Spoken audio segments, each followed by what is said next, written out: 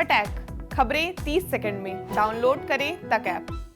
बिहार के कुख्यात बालिका गृह मुजफ्फरपुर कांड तो आपने सुना ही होगा, और उस कांड के बाद सीबीआई जांच करके जो भी दोषी थे उनको सजा भी दिलाई गई। लेकिन उस समय राज्य सरकार ने बहुत सारे वादे किए थे और कहा था कि बालिका गृह यानी उत्तर रक्षा गृह जो आफ्टर केयर होम, उनके रख रखाव में, उनकी व्यवस्था में काफी सुधार किया जाएगा।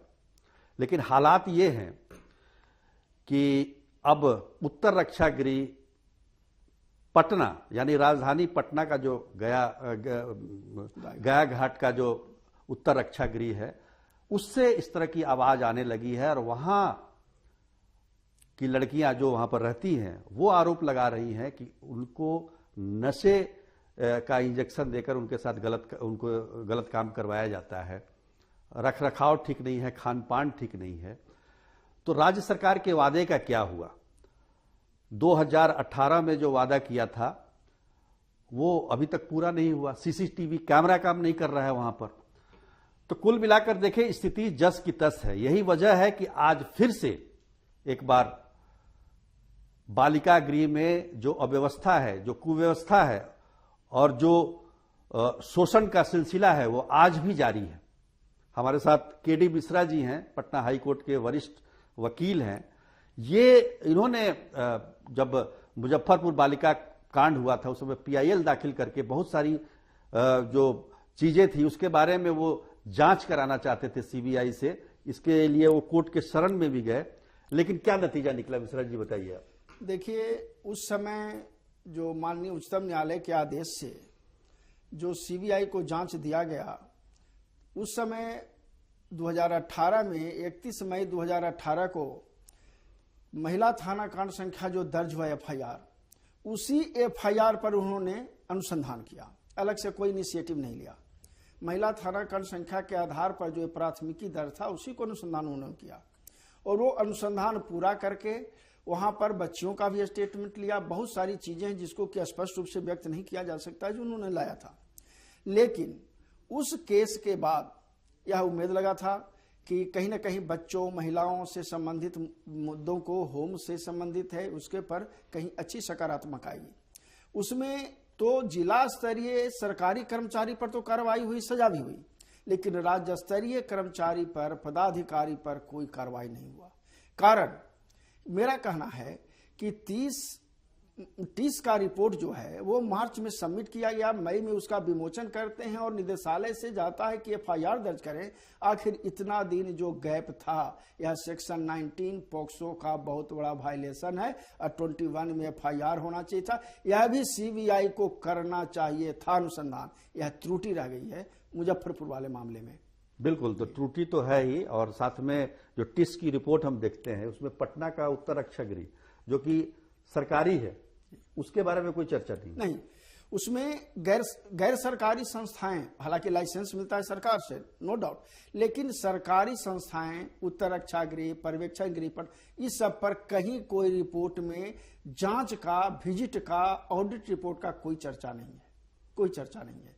अगर यहां भी जांच वगैरह होती तो बहुत कुछ निकल के आ सकती थी, ऐसा अनुमान है। मेरे कहने का मतलब यह है कि बालिका गृह मुजफ्फरपुर के बारे में टिस की रिपोर्ट ने जो कहा और जिस तरह की रिपोर्ट दी उस पर कार्रवाई हुई, एफआईआर दर्ज हुआ, सीबीआई ने जांच की और उसमें बहुत सारे लोग कन्विक्ट भी हुए हैं। लेकिन केवल मुजफ्फरपुर में ही बालिका गृह नहीं है ना, बाकी जगह भी है। कई जगह उसकी व्यवस्था में क्या सुधार दिखा? देखिए, व्यवस्था में सुधार कागजी है। क्षमता से दोगुना बच्चे बच्चियां रह रही हैं, क्षमता से दोगुना है, ये कहने में कोई अतिशोक्ति नहीं है। दूसरी चीज जो पटना की बात आ रही है आफ्टर केयर होम की निकल करके, कहीं ना कहीं इसमें भी एक विजिट हुआ था। यह विजिट ऑफिशियल विजिट था जुवेनाइल जस्टिस बोर्ड के 3 मेंबर का। इस 3 मेंबर में एक जुडिशियल अफसर भी होते हैं जो जुवेनाइल जस्टिस बोर्ड में हैं, और एक महिला सदस्य होती है, एक पुरुष सदस्य, 3 सदस्यीय विजिट हुआ। फरवरी में विजिट किया गया, 9 फरवरी को रिपोर्ट भेजा गया और करीब 20 से 21 कॉलम दिए गए कि क्या क्या यहाँ कमियां हैं। सबसे दुर्भाग्य की बात है, बिना बेड के फर्श पर पड़ी हुई भी बच्चियां महिलाएं वहां मिली। यह रिपोर्ट में है, मैं रिपोर्ट को नजदीक से देखने का प्रयास किया हूं। सीसीटीवी कैमरे काम नहीं कर रहे हैं। बात साहब वहां जब कुछ अगर कुछ होगा, किसी के साथ गलत होगा तो आखिर रिकॉर्ड का आधार क्या होगा? नहीं है। इवन डाइनिंग हॉल के गंदा होने से लेकर के बहुत सारी ड्रेनेज से लेकर के सारी चीजों कमियों को प्रकाशित किया और 9 फरवरी को भेजा। लेकिन उसके बावजूद भी 9 फरवरी के बाद कहीं कोई इनिशिएटिव एक्शन 9 फरवरी या जनवरी 9 फरवरी 2021 9 फरवरी 2021 का रिपोर्ट भेजा गया है। 1 साल हो गया। 1 साल, उसके बावजूद भी कहीं कुछ निकल। ये बच्चियां का जो वायरल वीडियो है ये अपनी व्यथा कह रही हैं और इस व्यथा में तत्काल हम थोड़ा सा हट करके हम बात रखना चाह रहे हैं कि जब बच्ची का जो विक्टिम है वो अपनी बात रख रही है और एक दिन में क्लीन चिट दे दिया गया बिना एफआईआर किए हुए, बिना जांच किए हुए निदेशक महोदय द्वारा, यह अपने आप में अतिशयोक्ति है। बहुत बड़ी बात है। और सबसे बड़ी बात कि एफआईआर तक नहीं किया गया। अभी तक एफआईआर नहीं किया। दूसरी बात है सर, इस चीज को देखे माहौल को, कोई अगर विक्टिम होती है, महिलाएं, बच्चियां कोई हो, तो पहला काम है एफआईआर। मालूम हुआ है कि अब प्रधान सचिव उसका स्टेटमेंट रिकॉर्ड कर रहे हैं। किस हैसियत से कर रहे हैं साहब? आप आईओ हैं, क्या है?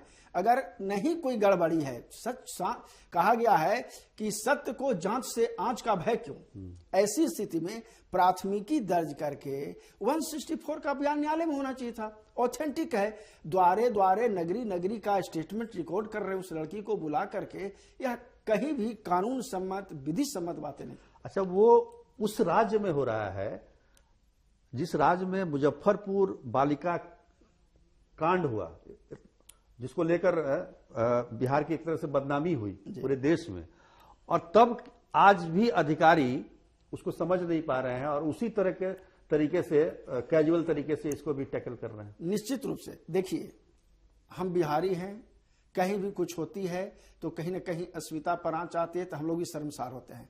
मैं मानता हूं कि सरकार की मंशा गलत नहीं है, लेकिन जो कार्य करने वाले पदाधिकारी, राज्य स्तरीय उच्च स्तर के पदाधिकारी हैं, वो अपने दायित्व का निर्वहन नहीं कर रहे हैं। उनको अकाउंटेबिलिटी सरकार को फिक्स करना होगा। आखिर क्यों बच्चों और महिलाओं के मामले में अधिकार से संबंधित शिथिलता क्यों बरती जाती है? उनके अधिकार को हनन होते हुए देख करके भी चुप्पी क्यों साधी जाती है? यह बहुत गंभीर प्रश्न है और इस पर एक्शन लेना चाहिए। हम यही चाहते हैं। कारण देखिए, बिहार में हर स्टेट में बाल संरक्षण आयोग है, राज्य बाल संरक्षण। आज बिहार में राज्य बाल संरक्षण आयोग कार्य रूप में नहीं है। दूसरी चीज, आप पटना की बात कर रहे हैं, रोहतास में भी घटना हाल फिलहाल में घटित हुई थी। वहां भी किसी तरह से लड़कियों को रेस्क्यू कराया गया। बहुत सारी चीजें, चूंकि महिलाओं और बच्चियों के मामले में किसी का नाम और पता का प्रकाशन नहीं होना है, इसलिए हम लोग उस पर थोड़ा सा ये रखते हैं। आज भी बिहार में बाल कल्याण समिति, बहुत छोटी सी चीज है, बाल कल्याण समिति, जिनका की सदस्य 5 सदस्य सोशल सेक्टर से हैं, उनका चयन भी नहीं हो पा रहा है। सरकार के जो मुलाजिम हैं, सरकारी पदाधिकारी से संचालन किया जाए। उसमें रोहतास भी है, किशनगंज भी है।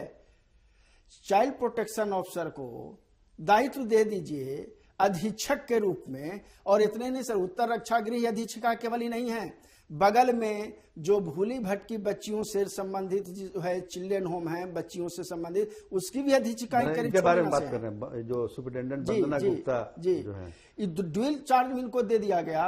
यह राज्य स्तरीय पदाधिकारियों का कहीं ना कहीं शिथिलता है, लापरवाही है। इनका क्या रोल? क्योंकि जितनी भी लड़कियां हैं सब पूरा आरोप इन्हीं पे लगा रहे हैं। देखिए, सुपरिटेंडेंट, हाँ, आरोप लगाया गया है तो इसकी जांच होनी चाहिए।